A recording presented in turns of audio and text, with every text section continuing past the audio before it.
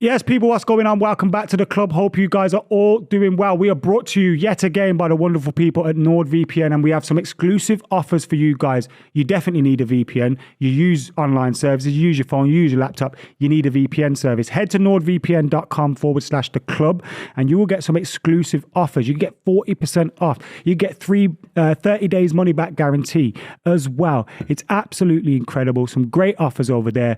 And I use particularly, you know, when you're online, you're on Twitter, you're on all these different social medias, and you want to watch a goal, and it says, no, you can't watch this goal. Or you want to watch a slam dunk from LeBron James in America and the NBA. You can't watch it because you're out of the region. Well, you change your region with the VPN, and you can enjoy all of those clips. It's absolutely fantastic, and that's just one of the benefits. Each NordVPN membership comes with access to 6 devices as well, so you can share it with your friends and family. Get stuck in nordvpn.com/the club and enjoy this clip. You're watching a clip from the Club podcast. Make sure you follow it on Spotify and Apple Podcasts and give it a 5-star review. So here you go. Here's a lovely clip from our podcast. We've got something to go through today, if you're too sharp. It's the Club End of Season Awards, and we've got to give some awards out. And the first one is the best player. Who do we think has been the best player of the season? It's Haaland, isn't it? Yeah, I hate to be boring. I'm always trying to be like, can it not be Haaland? But it has to be Haaland. Okay, let's talk about who it could be if it's not Haaland. Saka, but then he's fallen off so much. Saliba, but he fell off because of injury. Kane, it's probably Odegaard. Kane's probably jumped ahead of Saliba and Saka. Yeah, Kane, you can... Rashford. If you say... No, come on. Rashford's similar to Saka, though. He had a poor end to the season. No, but Rashford's lasted for lots. Rashford's... Best player. Explain why you think it's Erling Haaland, please, Buvey. Well, he's scored more goals than there are games to play in the season. I mean, it's unreal. The standard of finishing is top class. He has, you could argue that City were flat this season for a large part of it, and he's probably gripped the Premier League title by his bare hands and won it for us. I think you have to talk about Harry Kane here, though. Like I think we can talk about Erling Haaland's brilliance, and of course it's true, and the fact that it's propelled Man City to silverware is obviously very significant on this. But I think there is an argument to be made for Harry Kane having a more impressive season than Erling Haaland. I don't necessarily agree with it, but I think there is an argument. Erling Haaland having a brilliant season and scoring goal after goal with De Bruyne, Silva, Gundogan, Julian Alvarez supporting him. Let's just do it, though. I do think there's something in this. Being supported by Guardiola's brilliance, Man City's brilliance, and all of the riches, not financial riches, just all of the beauty on the quality, pitch. It's easier. Harry Kane has had an outrageously good season, scored virtually in every game that he could. He's carrying a team the size of Tottenham on his back. He is the sole player. So, of course, Haaland's been amazing. But Harry Kane has achieved, he's achieved on his own. The issue with Haaland is, if Haaland had scored 28 goals a season like Kane, you're 1,000,000% right. Or even if he scored 35. Haaland's probably going to get onto double Kane in all comps this season. What's mad crazy. is Haaland's first season in the Premier League. First season, he's younger than Kane, got way less experience. He's scoring back-to-back hat-tricks. He's scoring hat-tricks. He came out last week and talked about his favourite game this season. Yeah, I scored a hat-trick against Man United, like casually. Casually. You know, he scored 7 or 8 hat-tricks this season? Mental, lads. Ridiculous. Yeah, I agree. Is there anyone else who deserves... You are right. Who's best young player, then? I know we could put Haaland in this as well. Haaland? But let's give it to someone else. Rookie of the year, then. Let's say rookie of the year. No, let's say best young player. Obviously, we can't say best young player. I think Saka, then. He's not a rookie either, is he? No, but he's young. To be fair, I know... So what I'm trying to say, single season? First season in as a young player. There've been players that have won both as well, innit? Player and young player. I think it's fine if you get both. But it's boring for us, isn't it? I think should we do first season in the league / young? So Saliba. Yeah, Saliba's a great... Saliba, Morgan Gibbs-White. / young, so we're still including Saka. Morgan Gibbs-White, the one that I said was really good, Saka's and you had 4 good years. me. Saka's had 4 good years. Morgan Gibbs-White's come in. Okay, let's... Premier League. My point was we still include Saka in this debate because he ticks the young player box. Yeah, but so does Odegaard, mate. Yeah, no, Odegaard's 24. Odegaard does qualify, I'm sure he does. Yeah, probably was 23 when the season started. Evan Ferguson. As a shout. Injury. Like, Odegaard's been playing for 10 years and yet he can be young player of the year. You are right. I mean, I don't like the word rookie because it's not like... You can't have Saka, come on. I think Alvarez. Well, I think the answer is Saliba. My shout is Saliba. Yeah, you're bang on. He won it last year in France as well. So. Newcomer to the league, kind of thing. Who's been the best manager then? Who's achieved the most with what they've got? Gary O'Neill. Gary O'Neill. Simple as that. The candidates, as they've said, Gary O'Neill. He wasn't on it, was he? No. Gary O'Neill didn't make it. Gary O'Neill wasn't on it. Obviously, Arteta getting Arsenal challenging with Man City when they weren't expecting. I'm saying the candidates. Yeah. Ten Hag, top 4, trophy, cup final, when no one expected United to get top 4. Eddie Howe with Newcastle. Trouble is, it's getting them small Champions League margins, isn't football. it? Because if Manchester United end up finishing in the top 4 and winning the FA Cup as well as the League Cup, all of a sudden that puts him in this conversation. I don't think he gets my vote, but No, he I can't. would acknowledge that it's an incredibly impressive season. But if they finish with the League Cup and top 4, I don't think he's in the conversation then. I don't think it is him if they don't win the FA Cup. You know, winning the domestic the domestic double. Can Arteta get it? No, there's no world in which Arteta is achieved the best nothing this manager in this yet. Eddie Howe? Eddie Howe can get it. Yeah. I don't vote for Eddie Howe, but if somebody did, I would respect the choice. There is no reason to vote for Arteta. How impressive then is Gary O'Neill's job? It's the Because best. You could have seen a lot. We could have said, you know, people would have made these kind of statements at the time. You could put Pep and Jose there, they won't stay up. Like, you know, like when people make those stupid statements. Yeah. And you kind of thought that about Bournemouth. No matter what happens there, no matter who goes in there, they're going down. Just get ready for a season in the Premiership, in the Championship, sorry. And now they're comfortably up. We've got to a final day where they don't even have games to do to anything. spare. They're up with games to spare. 3 or 4 games to Look, spare. I think Gary O'Neill is my vote for this. The only reason he becomes not my vote for this is if Pep Guardiola wins more than the league. So if Pep Guardiola's team end up winning more than the Premier League, Isn't which this is the looking Premier League? No, but I'm competition of basing the it Premier on League? the Premier League season. I'm basing it on you're Premier the League manager club of a season. Premier. Fine, yeah, you're the yeah, manager yeah. of. So for example, if Tottenham this season had a bad season but won the Champions League, you'd probably go the Tottenham manager. Well, yeah. Because it would be an incredibly. No, but at the time No, I it know would have what you been mean. Conte Yeah, or yeah, whatever. yeah. Like Stellini. it's an impressive thing for a Premier League team. I don't think we have to do it strictly only on Premier League form. It's what you're doing with your Premier League team. Fine. If you put it, then you're right. Guardiola has to It's win Guardiola if he wins more than one trophy. Yeah. I think Guardiola is expected. Can you give it to Guardiola if he just wins the Premier No. League, No, for of course example, not. when you've No. spent 90% of the season? The second reality to is, Arsenal? a City fan will expect more, but with the squad that we've got on a performance basis, we have to win the FA Cup. If Guardiola ends the season with 2 trophies, it was Guardiola. If he ends the season with 1 trophy, 2 final defeats, it will feel a little bit flat, I think. Okay. Yeah, you can't lose 2 finals. It'll feel a bit flat, won't it? And who's the best signing? Single signing of the summer. Single signing of last summer. I'm going to go for Richarlison. It has to be Erling Haaland again, doesn't it? I know there's some notable mentions for Arsenal. You've got, obviously, Zinchenko's had a big influence on them and Gabriel Jesus, but ultimately their performances on the pitch when it's really mattered towards the back end of the season haven't been huge enough for them to get this kind of name. Obviously, Manchester United have the likes of Martinez, who made a big difference, but he's been injured for a majority of the latter stage. Casemiro suspended for about a third of the Premier League games. But he's made a huge difference to what we're doing. Yeah. Whereas, I don't think it can be anyone. I know that Arsenal fans are really going to dislike this, but I just don't think that this kind of thing can be any Arsenal player. They've completely capitulated when it most matters. The business end of the season is where you stand up and you're counted, and it's when they've gone missing. So I just don't think it can be them. In terms of the signing, should we play a game? Should we say who's the best signing of the summer, but you can't say Erling Haaland? For me, actually, it's easy. I think it's Casemiro. I actually think this United side, not to banter you, Adam, I think there's a lot of cracks in this United side. I think there's been a lot of dross performances, a lot of poor performances. I think he's single-handedly... They've come when he's not been in the team. Yeah, that's what I'm trying to say. So he's single-handedly guided you towards a season where whatever happens in the next few years, you've got a base now with Ten Hag, whether for right or for wrong, you've got a base as a Champions League club again to go on and potentially win the Premier League if you get the right investment, etc. If you came 5th this season without Casemiro's influence, you're back 2 years, back 3 years. He's been unbelievable. Do you not think that you're being a bit generous to Casemiro just because of the disciplinary record? I think he has had a huge, even if you look at his impact. He hasn't been available for training. a lot. And that's why Lissandro's had a similar impact. Yeah, but he hasn't been well. available because of an injury, whereas Casemiro hasn't been available because of sending off. Disciplinary. Well, I think Martinez a lot of people started slow. sympathise with the way he was sent off a few of those times. Like one of them, he got the ball, his leg bounces off the ball and hits someone. And we've seen people not sent off for them. Yeah. And then another one was when he was kind of touching my man's neck and then he gets sent off for that. And then you see, like, I think it was Jordan Ayew at the time, had someone's neck in their hands and he never got, and you kind of just sympathise with him for them, but it is frustrating. Who else would be suggestions for the best signing in the summer? Newcastle have had some. Isaac, Pope. Butman, Pope. I'll say Akanji, of course. Moreno signed this summer. Moreno in the January transfer When did window. Ramsdale go to Arsenal? That was last. He's been there for a while. We've been ripping him for Arsenal. I've been ripping him for years. Yeah.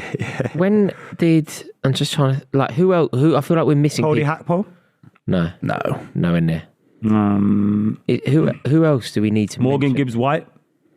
Yeah, I would agree. Forest up. I would agree. Yeah, 1,000,000%. Do you know what? A bit of a left field shout. Paqueta's come good in the last few weeks because he hasn't Just started not enough, mate. I know. I'm not saying to win the whole thing, but he's definitely been he's a player that I could see really improving in the league and really doing. He's looked really good in the last few weeks for me, and he could guide them to win European football, win a European trophy for West Ham. Would Mitoma, a few people Mitoma? There we go. There's the Julian Alvarez. There's the other. We've had 4 at City. It's mental. Ericsson was free as well. People forget that. It's probably bargain of the I summer. can't believe the amount of players that Chelsea have signed, and there isn't one even like Chelsea. You could, if you do worst signing of the summer, you could easily do 5 players from Chelsea. Badashir is a. Badashir's been, he's the only good one, but he's not in this conversation, Sam. No, of course. He's the best of our signings. Yeah, if you had to say one, it would be Badashir. Maybe Enzo is I'd go Badashir, like almost without anyone else being mentioned. Yeah, I don't see that Enzo. But if you say the worst signings of the summer, I think you could potentially say Kuka. Is that one of your topics, by the way? Yes. Am I getting ahead? It's the next one. Okay, look, we could almost do this as a Chelsea segment, right? You go Cucurella, definitely potentially one of the worst signings of the summer. McKola Mudryk, definitely one of the worst signings of the summer. Enzo Fernandez. No, I think not been quite as bad. He comes good. I don't think he's been quite as bad as... For 100 mil, it's not you that have he's to come been in. good. I'd take You have to make a difference. He's come into a mess. It's not that but Casemiro's come into a mess. He hasn't come into a perfect Man United side. Casemiro hasn't come into a dressing room where he's had to change in the fucking car park. That doesn't affect your performance. He hasn't come into a dressing room where there's on the about pitch. 5 different languages being spoken. Where but this the manager's changing every single week. I've seen him misplace 5-yard passes. I don't want to. I've seen him misplace passes. I don't make like 100 mil. Chelsea, but there's so much wrong at that club at the moment that it's hard That to doesn't mean you blame can misplace individual a simple footballers. pass. I've seen him misplace all sorts. But why are you making these nice excuses for Fernandes but none for Mikhailo Mudryk? I've said the same things about I've said almost all of But them. I just went Mikhailo Mudryk as the worst, and you just kind of went, yep. And then I went Fernandes, and then he went Fernandes, and you're like, no, not Fernandes. No, I think Mudryk's been the worst over Fernandes. I didn't say Mudryk. No, exactly. You didn't say no about Mudryk. Oh. But you did say no about Fernandes, and then you listed loads of reasons Maybe that because would be true about... With Mudryk, maybe... Again, he could come good, and I think if he signed for Arsenal, I think you'd see a completely different player. Maybe you'd have the impact that Trossard had on them.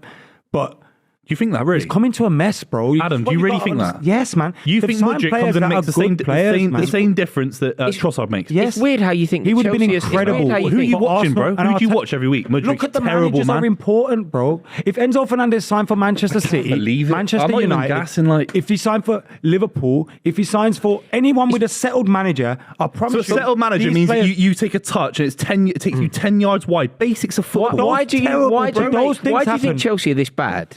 And then you keep saying Chelsea are going to finish in the top 4 next season? Because I think once you get a manager and you strip that side of some of the deadwood and the players that shouldn't be there or are holding the dressing room back, and we know what that's like. When you say strip the side, how are you getting rid of these players? You're probably going to end up loaning a lot of them out, but you will have to do that. You have to trim your squad. It's just a fact. And when Pochettino gets his hands into some of these players and he gets working with some of these players, you've got some talent there, bro.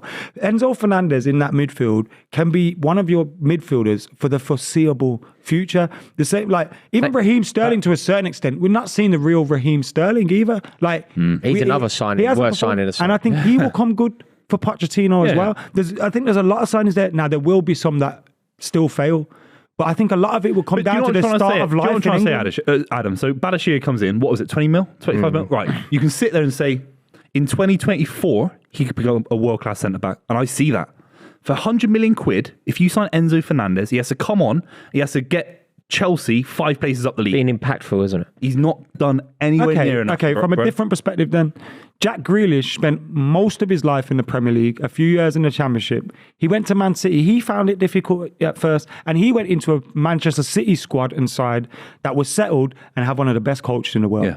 These players are going into a Chelsea team, and I say it again, if you've got about 4 or 5 different languages being when he spoken in the played, dressing bro, room, all his these level was different good. coaches there that are probably from all these different managers. But these his level was excuses, good. got His new level owners, was good, bro. You've got but these Levels excuses are the same for Cucurella. These excuses are so that means that we can't judge any Chelsea player because there's different languages being spoken. I think that's why if a player comes in and I crap, they're crap. expect that Chelsea will finish in the top 4 next season because there's a lot of talent there that has just been.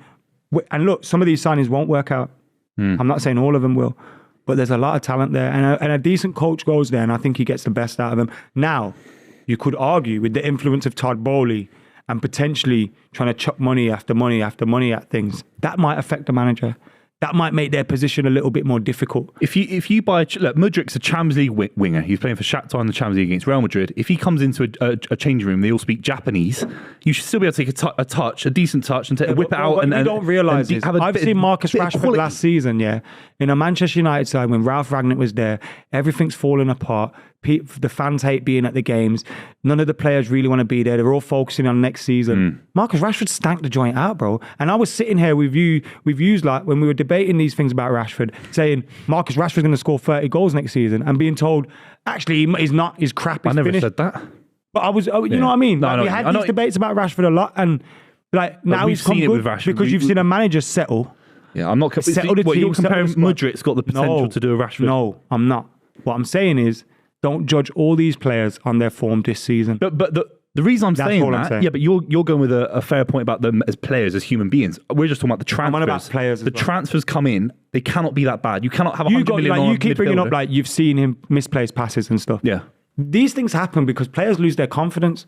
They're not happy with the way things are in the dressing room. They're not quite too sure with the manager. Most of these players, bro, mate. they haven't played with half these players around them. Yeah, there's a difference know what I between mean? football basics. It's so poor. How can you build I think you're right about relationships with Enzo. these I think players? you're right about Enzo. I think you're a million percent How right many of about these Enzo. players do you reckon go out together, have a drink, have a meal, have all these? I don't reckon that even if most of these lot are friends at the moment because they can't build that. Lad, the relationship, the atmosphere at the club's so bad that how can you have any positive relationships with people there?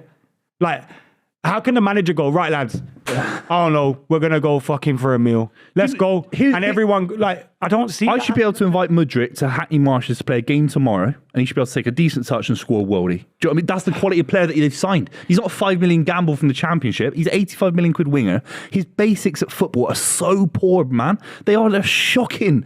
He's one of the worst transfers in the history of football. In the history of the sport, it's so I'm bad. happy to He's hear terrible, that. bro. Some of these players may have flopped this season, but all I'm saying is don't write Chelsea off. Right, so who was our worst signing?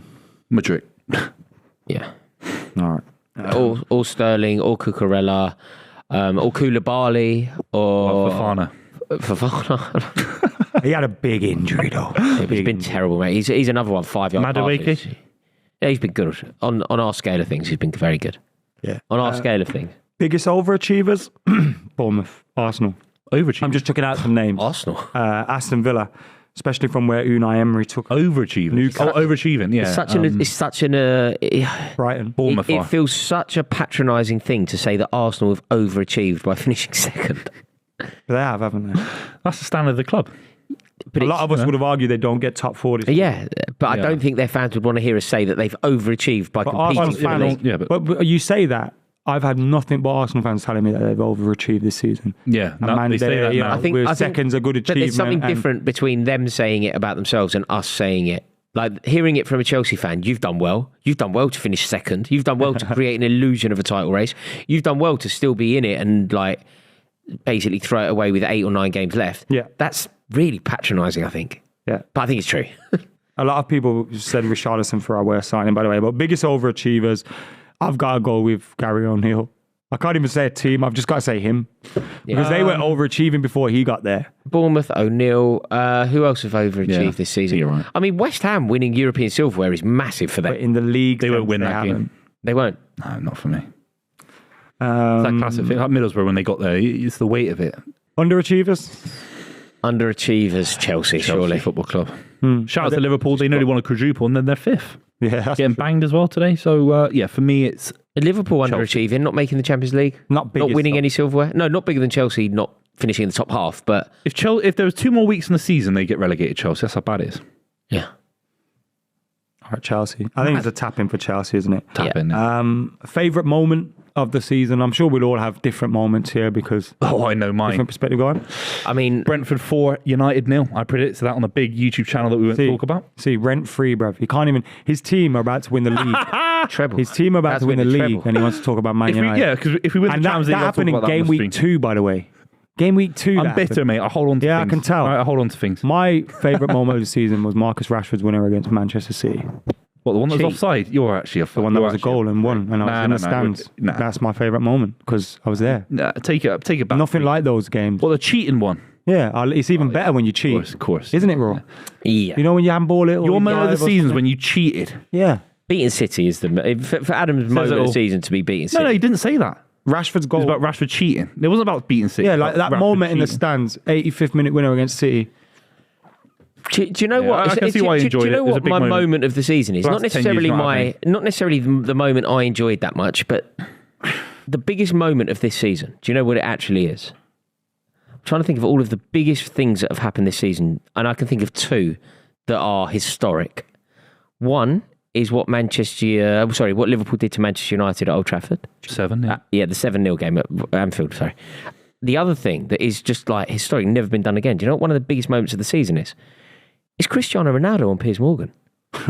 It feels weird that was this season, doesn't it? Yeah, but that is one of the biggest moments in football this season. Yeah, it is. Like, I've never known anything like... Well, the reason I don't know anything like that is because nothing like that has ever happened Said a lot before. about his how low his SAR's Mate, fallen to and have to go on do you know, Piers Morgan. have you seen what's happened? He didn't win the league. He I saw bought a the clip league. of him You going know who mad. won the league? No, he Nuno didn't. Espirito Santo. Did he really?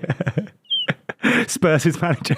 Won the league title. Over Ronaldo. In Saudi Arabia, yeah. But I think the two biggest moments of the season, off the top of my head, the two biggest things that happened this season. You are right. But I'm on about... I was at Liverpool favourite winning here. 7-0. You're on about biggest stay out of it. I'm talking about the biggest moments of the season. Liverpool winning 7-0 is probably it, but it might well be Cristiano Ronaldo and Piers Morgan. Also, Yeah. a moment, Saka's penalty. Yeah. So I think the actual game will be when City smashed Arsenal at the Etihad. That was a real moment. you know- Was it 4-0, wasn't it? There are 4-0? two moments, though, where they lost the league, Arsenal. There are two actual moments, two defining moments of the season. yeah. One of them, Saka's penalty against West Ham. The other one, Xhaka and Trent Alexander-Arnold.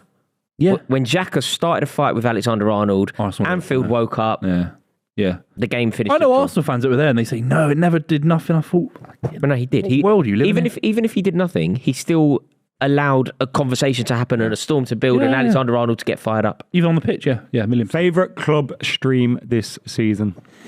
I know what your lot's favourite is. Buvey's Has to be that 7-0. Use that one unbearable. That was fun. Yeah, that was fun. Unbearable. Did good numbers. That was probably the worst day of my life, you know. On stream. Favorite stream. I will go for. Mine was the first. It was a 0-0. Real Madrid was but a special one, wasn't it? it was How we beat special. Real Madrid. Nah, the 0-0 start. My 0-0. favorite line. Yeah, it was our first ever stream. That's mine. My favorite that's line ever on the club is Buvey's No, line no, to no, me. wait. That's next. What's your favourite stream? I can't really think of individual streams. They kind of all blur into one. Just blurring That's into why one, it's innit? 7-0 for you. Could be this show, used could be to- another show. I I mean, think it that- blurs into one big show, doesn't it? It's all just a show, innit? Life's a stage, Roars.